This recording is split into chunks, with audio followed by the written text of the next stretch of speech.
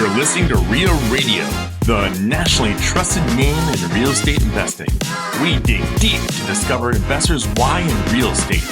If you want to skip all the BS and get in investors' heads, you're in the right spot. Be one of the thousands to check out REIARadio.com.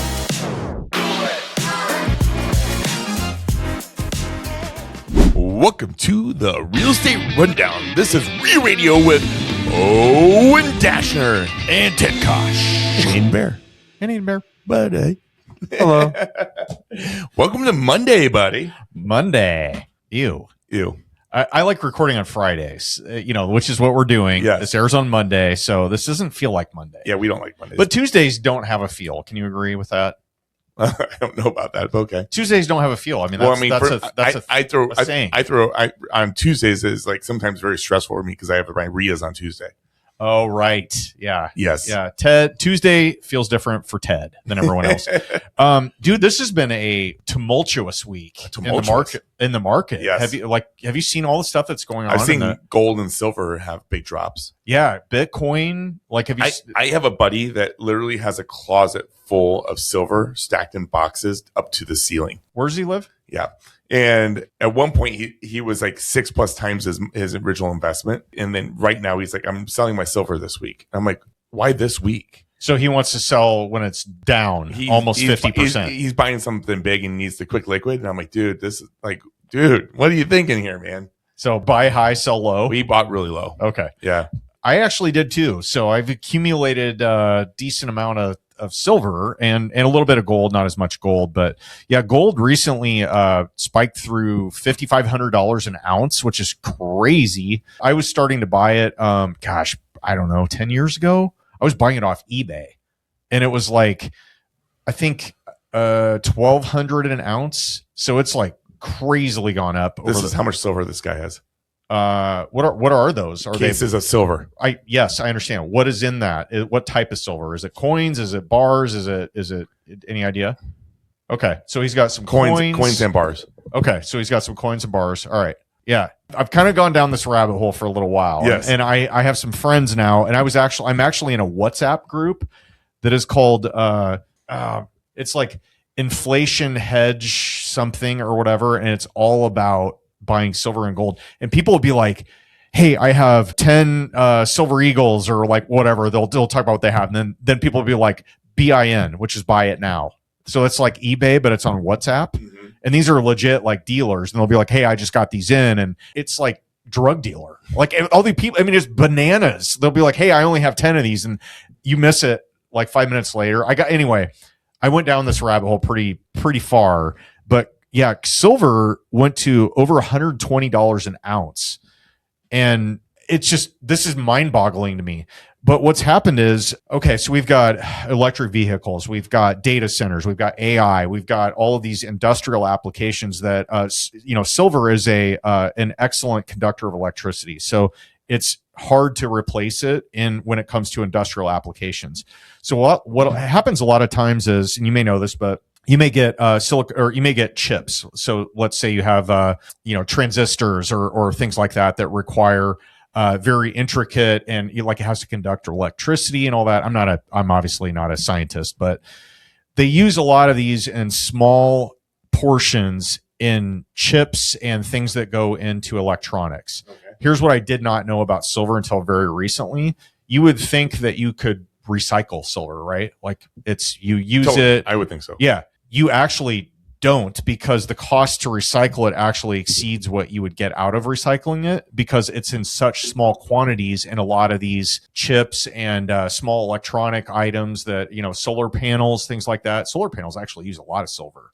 So picture this, a finite quantity is being used up, and they're increasingly exponentially with AI and data center and EV technology coming along. So a lot of the silver is being used up and can't be recycled because it's so small, right? A lot of silver mines that when silver was back at $15 an ounce, they would go and greenlight people mining silver. They would haul this out of the ground, but the cost of it wasn't worth the $15, that they're getting per ounce. So they shutter these old silver mines. So think about this at a global scale, right? You have other countries where it's a lot more economical, like, Africa, wherever they are, where they have these silver mines. All of a sudden now silver's worth $120 an ounce a week ago. It becomes a lot more lucrative, but it takes a long time to kickstart a mining operation again. You got to hire all the staff, get all the people and the stuff and the supply chain. It's just fascinating. Like I've really gone down quite the rabbit hole on this, but it's now come way back down to earth. And I think related, but not the trigger for this is, the new Fed chair. It just got nominated. And it's $77 to $80 an ounce as of this recording. Yes.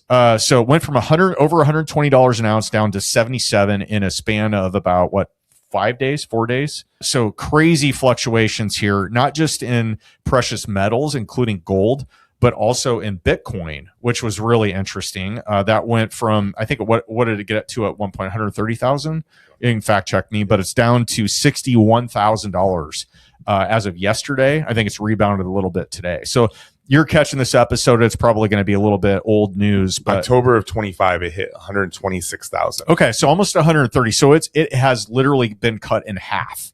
And so that is very interesting because, Bitcoin, you have a lot of proponents and a lot of people that are skeptical and think it's worthless and it's just a make-believe. More than half. It's at 60K. Yeah. So a lot of stuff happening, and the dollar value versus a basket of currencies in other countries. There's a lot of stuff in play right now. So the Fed chair nomination was interesting because Trump nominated, Kevin Warsh, who I don't know if you. I don't know. No. Yeah. So he is known as a moderate who is favoring lower interest rates. That's kind of his. Well, I mean, Trump came out at one point and said he wanted whoever put in there to get rates down to 3%. Yeah, I know, but we've talked about this before. Yeah, we have. The Fed chair they cannot dictate what the interest rates are. It has to be put up for a vote for the other committee chairs.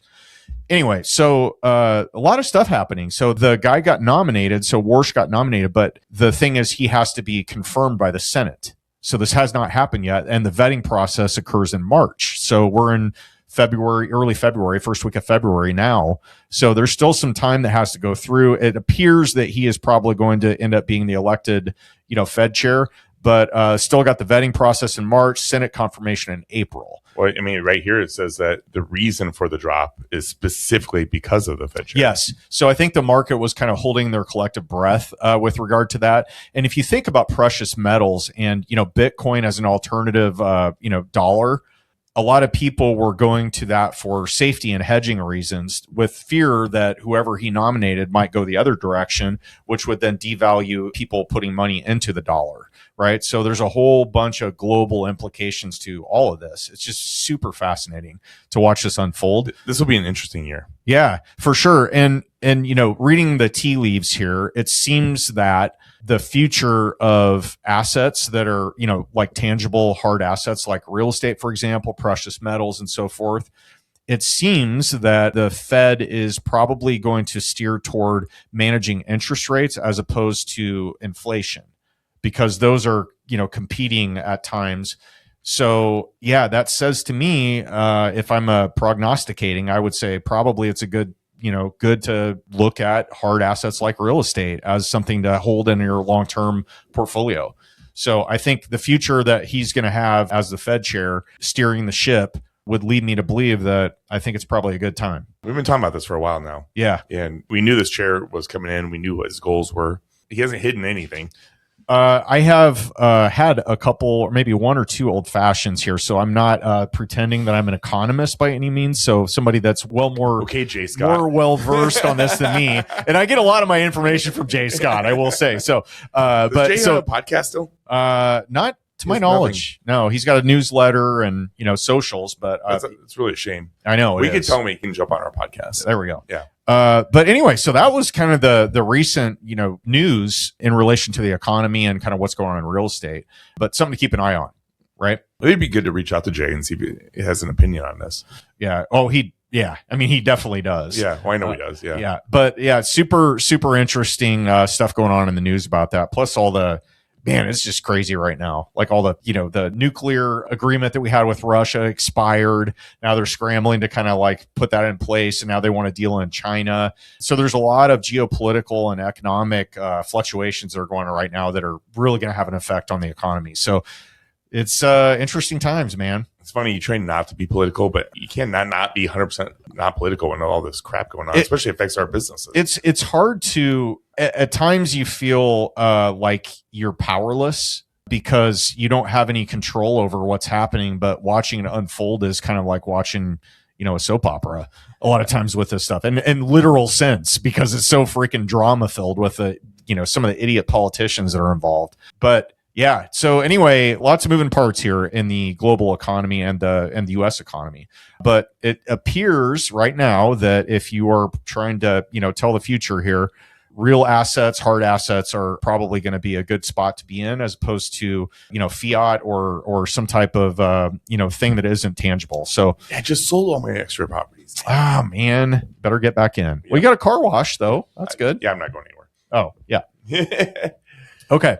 So what else? What's the news for you, man, this week? It's been nice to not have events coming up right now because I've been so event heavy. Yeah. And it's been so stressful. We had an awesome event on Tuesday. Yeah, Chris Palmer was absolutely amazing. We knew he would be. Yeah. But it's just been so much lately. Like I'm kind of been like enjoying the downtime. Yes. It's been stressful, man. Like I had 1 week off in 5 or 6 weeks of events I've talked about before. And it really took its toll on me. It was too much. Yeah. I mean, like it was like event, luncheon, mastery, event, another event. Like it's just been nonstop, and I need a break. I think, the hardest part about putting together events like that have, 100 or hundreds of people coming to it is a lot of those people that are planning on attending the event are going to have questions or stuff they want to talk to you about. So it's fielding all of those in addition to putting together the guts of the event, right? Like you got to line up the vendors and make sure they're squared away and happy to have what they need. You've got the plan, you've got staff that's available to do the lighting and sound. You got,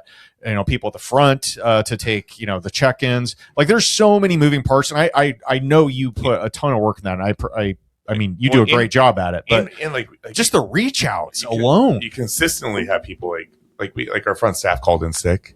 Yeah. And you got to have a bullpen. And then here I am, grab my 12-year-old. Yep. I'm going to pay you to run the front door. He did a good job. I mean, for what he did. Pay for that phone. Yeah, he's pay for that iPhone phone bill. He's gonna be in the front going forward. But if you're listening to this and you want to help, like you think you could be consistent for a period of time helping the front, come talk to me. We need some help up there. First Tuesday of every month. Yeah, if you're local and you want to help out with the event, come talk to me. Yeah. So I have had a mix of 4 really good days this week and 1 kind of like stressful day. So I'm going to call it a win. That's a very good win. What was the stressful I day? don't like that you go right to negative town. I hope it's not negative town. You brought it up. That's what everybody's wondering. I guess with how much money did that day cost you? TBD. No, I've just had some weird problems that I don't have experience that I can lean on to give answers quickly to. Wow. So that I would say, if I'm being honest about myself, those are times where there's an urgent situation that I have no basis of comparison to, that I have to make a decision about, that I don't have enough information to make the decision. Those are stressful situations. So I've had like all that kind of came at one time on Wednesday this week. Who do you go to when you can't answer a question? It depends on the situation. Yeah. It'd be like what the situation is and who I know that. I mean, it could be anybody. Yeah, it could be anybody. Yeah, I understand. Yeah. I mean, hopefully your partners have the answer in most of the situations, but I get that. That was a really vague answer, not after hindsight. Yeah, I mean, but no, it's a fair question. It totally depends. But yeah, just like weird stuff has happened. Like, we have this is just one example, but we have this office building in Council Bluffs where we've got water fountains. There's 5 stories and there's a water fountain on every story. The water fountain? Yeah, which is required. Okay. I'm thinking like a fountain. No, a water fountain. They drink out of it. Drinking fountain. Yeah. So, and they've been with the building, right? So they've been there since we bought it. And during this, flood and freeze and all the stuff we had, somehow the supply line that connected to those got cut and it's no longer there, or they can't find which one is, because I mean, you got to picture this is a 1880s probably built property. You would never think this is a big deal, but it sounds like it probably is. Dude, it's a nightmare because all the walls are super thick plaster and probably chicken wire, and there's 5 stories. And there's an elevator shaft on the back side of this thing. You can't get to them. You would think it would be coming off of like a bathroom line. Or so then the decision, exactly. So then the decision is, how do we do this? And so I brought in 2 different plumbing companies to try and basically trace where the line is or get it reconnected or whatever. And they're like, oh, can't find it. Sorry. And I'm like, no, we need a solution. Like, that's fine. We tried that. But now what is the next step? Can we get a new line and just run the whole thing up right up the chase and then just tee off from that? I go, what about, could we tie into a bathroom supply line, cold water line, and then tee that off? Yeah. And so that's what we're doing now. But then my mind also went to, okay, let's say that none of that is possible in a financially responsible way. Do you have to have a water pump? Yes, it's required. You have to have it. Wow. With the setup that we have, the office situation we have to have fresh water supply in the form of drinking water. So my solution was, okay, let's say none of that works. Let's say it's going to be crazy expensive, like $50,000 just to get freaking water fountain. which is stupid. What if we just put Culligan water machines on every level? Yeah. So that's actually that was my solution for this. And then I started thinking, and I'm like, and then our property manager was like, if we're going to have those, we need to remove the water fountains. And I'm like, why? And she's like, it's confusing. New people come in. They're, you know what I mean? You're just going to look janky if you put an out of order sign. It'd be like Big Bang Theory on the elevator, and I'm like, okay, what's that going to cost? I mean, you're talking thousands of dollars to tear out 5 water fountains and repatch all the walls and paint it and do all that, right? Just sucks. And there's already tenants there, so it's going to be a mess. So that was, you get it. Tear it out, put some tile in, and just clip the lines. Put your new water Culligan water thing right there. Now, the Culligan water thing. So let's talk about that. So 5 floors, you got hundreds of people, right? How much do you think that's going to cost a month? Oh God, let's just take a stab. Just take a stab. I mean, what? I don't know either. It could be $200 bucks. $250. Okay, so $200 is $2,400 a year. So when you apply the cap rate and you're adding that to your operating expenses, that is a big number, right? It reduces the value of the building by probably over $100,000. I haven't done the math, but I guarantee that's what. So that's the mental gymnastics I'm going with. That's where you got to look at. Yeah. So do we spend the money up front, bite the bullet, do the thing, or do we just eat it and be okay with the operating expenses increasing? Because $100,000 cut. Exactly. So there's the rub. So those are the kind of, that's what I'm saying. Yeah. When somebody's like, hey, what should we do about this? And you're like, well, there's a lot to this problem, but they need it done now because tenants are in there and whatever. So those kind of things. And I've had like 3 or 4 different situations at different properties just like this, where it's like not an easy, like, oh, just do this and pay that for it. And we're done. That's really interesting that you bring that up. Cause so I guess your answer, truthfully, based on what you're telling me right now, is you put the Culligan in for temporary and you got to fix this. You got to fix it. Right. So that's where we're at right now. Yeah. Is I'm, calling somebody else in to basically try to tie into existing water line in one of the bathrooms, probably the first floor, and then tee off on what the cold water is there, run that all the way up the chase to the rest of the bathroom. Because you only need one supply line. These are drinking fountains. They're not like fire hoses, You got to have just a little trickle. But anyway, sorry, I got way off. This is interesting. But this is the type of stuff you have to deal with really old buildings that are done already, and then you got to make structural changes to it. It's a domino effect. And then when you think you have a solution to it, it cuts in your operating expenses, which really, really devalues the building way more than you would think. Does this reflect back to your original contractor did the work? Like what work? I mean, the rehab of the building. Here's the work. This copper line is spraying water everywhere. What do I do with it? Cut it off. It's triage. Like at that point, I can't go back and be like, why did you cut this line? They're like, because it was spraying everywhere and dumping water on your floor. Like I can't fault him for that. And to try and go back and unwind this over 2 years is an exercise in futility. Like at this point, who cares? I got to move on. I was just wondering. Yeah, no, it's a good question, but you can't, and obviously you can't find where it was originally cut. So yeah. And I have 2 different plumbing companies that were not even involved in any of the mitigation work, can't find it either. And they're good. They're known, reputable, companies. So I'm like, I'm just so frustrated. and I'm frustrated. Our contractor's frustrated. Our property manager's frustrated because she's dealing with tenants, that they're occupying the building. It's everybody's frustrated. So I just want a solution and get it done. And it's wow. Anyway, that's sticky. Yeah. So that was one day this week, though. Other than that, since you focused on negative town, well, it was a good. I mean, it was a good story. I'm glad I did. Yeah, but no. Otherwise, I feel good, man. I'm in a good mood. Coming out of the doldrums of sub-zero temperatures, I get seasonal affective disorder. 70 on Monday. I love it, man. Holy moly! All-time record high, like blown out. Like I'm excited for this. Dude, yesterday was awesome too. Like I went out shorts. I went to at the end of the day I went and putted for about 45 minutes. Got some practice in. I got a golf trip coming up in a couple weeks, so I got to be sharp. Just go golfing. Probably half of it. Yeah. It's gonna unless it sounds like there's gonna be like 30-mile-an-hour winds. So really? Yeah, that's the wild card. Yeah, Owen's life, gotta love it. Yeah. Well, I only know where we go with the golden nugget on this one because there's so much good stuff, but I'm sure you have a good golden nugget. So I actually we're going to talk about him in a couple of minutes, but we had a guest come on our podcast today that reminded me of dealing with new contractors. So you're a newer investor. You don't want to get ripped off. And we talked about a situation where that happened, and it happens to everybody if you've been in the business for any amount of time. But a lot of times when you meet with a contractor, if it's a residential one and you're not signing like a commercial AIA contract where, you've got to sign everything and you have the whole scope of work done. Let's say you're getting a small amount of work done, or it's a kitchen remodel, bathroom remodel. It's a smaller contractor. Maybe they have like a couple of people that work with them, and it's a little loose. Let's put it that way. This happens a lot. Oh, I know a guy. He does good work. You should hire him. You meet with him. You're like, here's all the stuff I need done. He's like, great.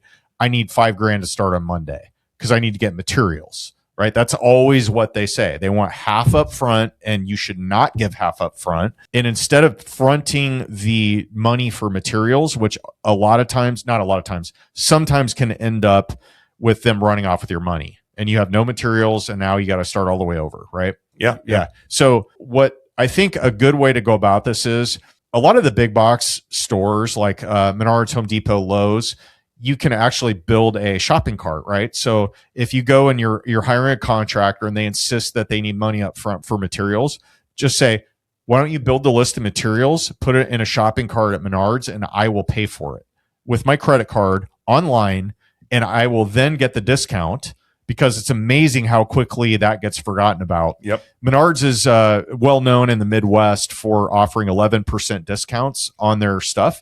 That stuff really adds up. If you're getting thousands and thousands of dollars worth of materials, those rebate checks are pretty nice, right? I did the same thing. I was remodeling a bathroom a couple weeks ago. Went to Lowe's for this one and did that. The contractor was doing the work. Went there, bought everything online. I scanned it all. I just used my app, got it. And I was checking out. The rep comes out, yells at me. He's like, hey, whoa. He goes, are you a pro member? And I'm like, yeah. And he goes, I didn't see you come through my pro desk with that. And he's like, you got a few minutes to see if I can save you some money? And I go, sure. So my shopping cart, give or take a couple $100, was about $4,000. Okay. Yep. He goes over to the desk. He's like, okay, I'm going to save you some money. Refunds the whole, cancels out my whole entire order. Redoes the order under the pro desk. I was under $2,500.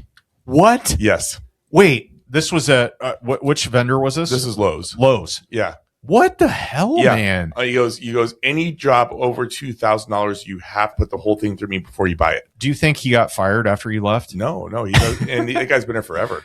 That is awesome. He's like, you're a pro. Anything over $2,000, we get special pricing. Okay, I'm going to call this a double nugget. I love nuggets on nuggets. Nuggets on nuggets. So that's great. So go to the pro desk at Lowe's. Also, use your REIA if you're local Home Depot. Yeah, if you're an Omaha-area member, national REIA member. Any REIA member, you get discounts with Home Depot, which we brought up before. And they do the same thing too. But also, just kind of like going back to my earlier point, if you're engaging with a newer contractor that you don't actually, even if you've done a few jobs with them, stuff changes quickly, as you're going to find out on Wednesday's episode. But have them build a cart and buy that stuff online, at least the first batch of materials, and get it delivered. And then you get the 11% off or whatever discount you're going to get. And then you don't have to worry about them skating with your money. I like this option because I didn't have to send back in a rebate. Yes. It was instant savings. Yeah. Yeah, that's great. So, yeah, it's a little difference between Menards and Lowe's and Home Depot. Somehow, Lowe's has the Pro Desk. Menards used to. They don't anymore. Home Depot does have a Pro Desk. Yep. And also with Home Depot is a little tip, especially if you're a veteran or active military, your REIA discounts and your military discounts are actually stacked on top of each other. Well, this is a stack of nuggets. Nuggets on nuggets on nuggets. Yes, it's like a 10-piece nugget. Yes. I actually, there was Dan Zimmerman that had a massive apartment complex he needed a 5-figure amount of appliances from. And he's like, I can't even begin to tell you this last week how big a discount I got because of my REIA discount. Awesome. Okay, so Ted, how do you get this set up with the discount for the being a REIA member? If your REIA is part of National REIA, then you just log into your National REIA account. And if you're in Omaha, you go to omaha-area.com, you go to the login on the top right corner, and then you go into the sponsors. So all the national sponsors have their own categories. You go to Home Depot, you fill in the like 10 things that they ask you. And one thing is also if you're military, once you're military ID, so you can get the double discounts. But once you do that, every single time you go to Home Depot, you just type your phone number in on checkout. The discounts automatically apply. If you're doing a large order, go to the Pro Desk, use that same code, and then you get special rates on everything you buy. Love this. And don't quote me, but it's either 30 or 50% off paint every time you get paint. Yeah, you told me that. Yeah, or you've mentioned that several times. Then the bulk discounts is substantial. So if you're in an apartment building or something you want to do, there is a massive appliance discount you can get. Yeah, amazing. Okay, well, that was today's golden nugget on nugget on nugget. Nuggets and nuggets. All right. Well, let's talk about Wednesday's episode. Who we got, Ted? We have Drew Tilner on, and friend of Aiden's, old classmate. And Aiden slow rolled us on this dude. He's like, oh, he's a rookie. Yeah, like in air quotes. Like literally the whole premise, which we did do it, but the whole premise of this episode was to interview somebody that wants to get into real estate and has no experience, and then we were going to answer all the questions. Well, the guy is so good that we end up having a 45-minute interview with him because he's kicking ass. Yeah, and then we still did the questions, but he definitely wasn't a rookie. No. He's more experienced than a lot of the people that come to the REIA, and he like started when he was 19, which you're going to find out in the episode. Great story. He literally followed the playbook on house hacking. Like he has done this over and over and over again to great effect. Found out that school wasn't for him. You'll hear about that in the episode. And then he decided to basically work his ass off in multiple jobs, save up some money, stacked assets, house hacked again, went through a bunch of struggles and just great story. Fun guy, learned a lot. We did turn it and let him ask us questions, but this could have been a regular episode. This was just a young stud. So this was, I actually liked it. I think, he actually came up with the idea where he came with pretty much an encyclopedia of questions that he wanted to ask Ted and I, just from a perspective of somebody that's newer real estate investor to get our perspective. So we did a little flip of the script about midway through the interview, which I think you guys will really enjoy. It's kind of a different twist on what we usually do. So stay tuned for that upcoming on Wednesday with Drew Tilner. And what else? We got anything else? If you want to get into storage down the road, we have a great event that we're doing. Another series from the REIA Mastery Series with Fernando Angelucci. And June 24th. Yeah, June 24th. And go to REIA masteryseries.com to get tickets. If you're a local member, tickets are only $150. This is going to be a one speaker full day event, everything from finding the deals to maximizing the properties. And so Fernando's flying in for 3 days. We're going to do some bonus stuff with him too while he's in town. We'll be announcing that soon. But yeah, this will be our third REIA Mastery Series. Yeah, I know. We're getting better each time. I'm excited for this one. Fernando, as I've mentioned in previous episodes, he's one of my top 5 podcast interviewees that we've had on. Hilarious stories, very relatable guy. You instantly feel like you're comfortable around him. That's one thing I definitely noticed with him. Like he's just seems like a great dude and is very willing to partner with people, educate people. Like there's so many different ways this could go. But if you have any interest at all into self-storage or that asset class, don't miss this event. And it's like crazy cheap. What did you say? $150? Yeah, if you remember. Ridiculous. You can probably find that in your couch cushions, or trade your Bitcoin in, which is probably worth about $150 now. I'm also really excited the fact that we're going to bring in Andrew Devlin back. Yes. Yeah, so we had him on the podcast. I don't remember the episode number, but he absolutely killed it. Check it out. It was a great episode. But we're going to have him here in town, and he's going to be in town on March 3rd, I think the date is, that first Tuesday. Yeah, and we'll probably have some bonus content out there with that episode as well for those of you national He's actually listeners. flying in a day early, so if we want to have him on the podcast. Right on. So yeah. Some great speakers coming up, and an in-person event on June 24th. And then what was July 10th? Golf outing. Golf outing locally here. So for those of you locals, stay tuned for that. Castle Bluff Country Club. What? Castle Bluff Country Club. That's where we're holding the event. Are you serious? Yeah. Do you know I'm a member there, right? That's where it is. What? Why didn't you loop me in on this? I could have helped you. It's all done. Who'd you work with over there? Bierbauer? Well, Gerard Backhost and I are doing it together. Right. I mean, I didn't. He put it together. Oh, I didn't even know anything about this. There you go. Wow. All right. You're going to my club. You're in your stomping ground, buddy. That's right. July 10th. Huh. Had no idea. Might do that one. I'm sure I'll be there. If I'm not out of town, I will be at that one for sure. Don't want you guys, hate golf scrambles. I don't want you guys messing up my greens over there. So, well, with that, Owen Dashner, we see us out. On behalf of REIA Radio, Aiden Bear, and Ted Cash, I'm Owen Dashner, and you've been listening to the Real Estate Rundown. Signing off.